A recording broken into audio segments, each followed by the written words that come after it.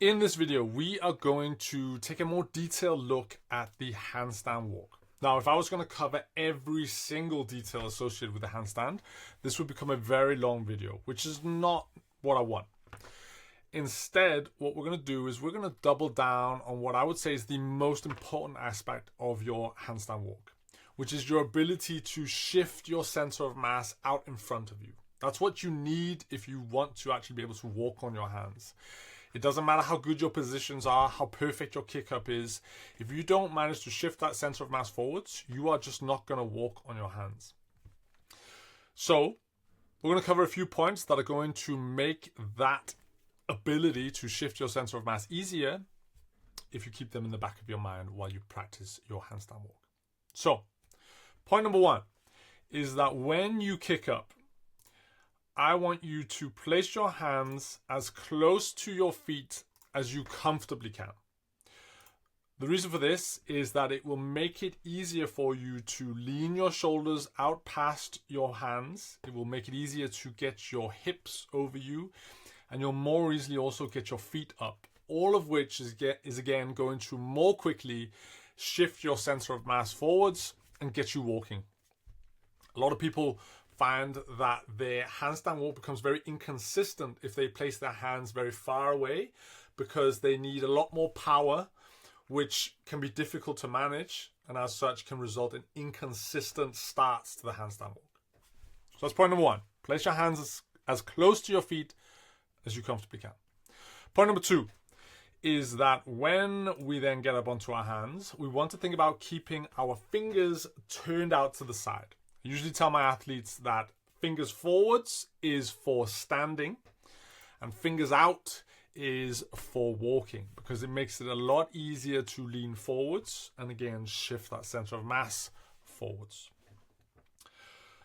Point number three is that, again, once we get up onto those hands, we want to think about leaning our shoulders and our hips forwards. A lot of people accidentally think about trying to get their head forwards and trying to reach with their feet. Now, this can work, but what it often does is it puts you into a very big arch while you walk on your hands, which one, typically isn't very comfortable. It makes it difficult to breathe. And two, it can be hard to sustain once you get tired.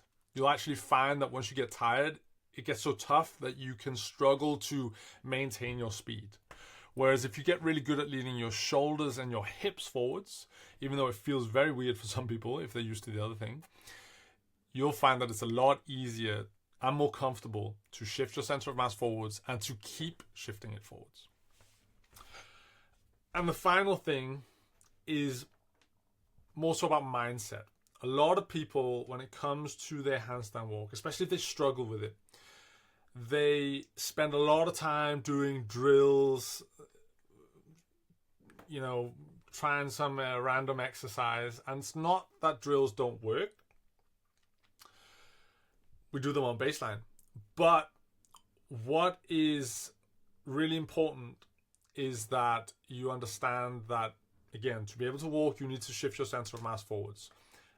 Most of us intuitively know how to lean forwards, right? You do it while you walk on your feet. And again, a lot of us don't have any issues understanding how to do that when we walk on our hands. But for a lot of us, when we try to do it on our hands, it is a very uncomfortable experience. It is not fun leaning yourself out there into nothingness where you feel like you're going to die. And as such, we don't do it. Whether it's a conscious or an unconscious thing, we just end up pulling away from that uncomfortable threshold that we need to get past if we want to start walking forwards. So the final point is more so to be aware of that. If you find it uncomfortable to walk on your hands, no drill is going to fix that for you, at least not in my experience. You have to be willing to face it head on. Of course, you need to do it in a safe and secure setting. But no magical tight core or position is going to get you past the fact that you need to face that fear and you need to lean into where it's uncomfortable. All right. Those are the points for the handstand walk. If you have any questions, as always, don't hesitate to reach out.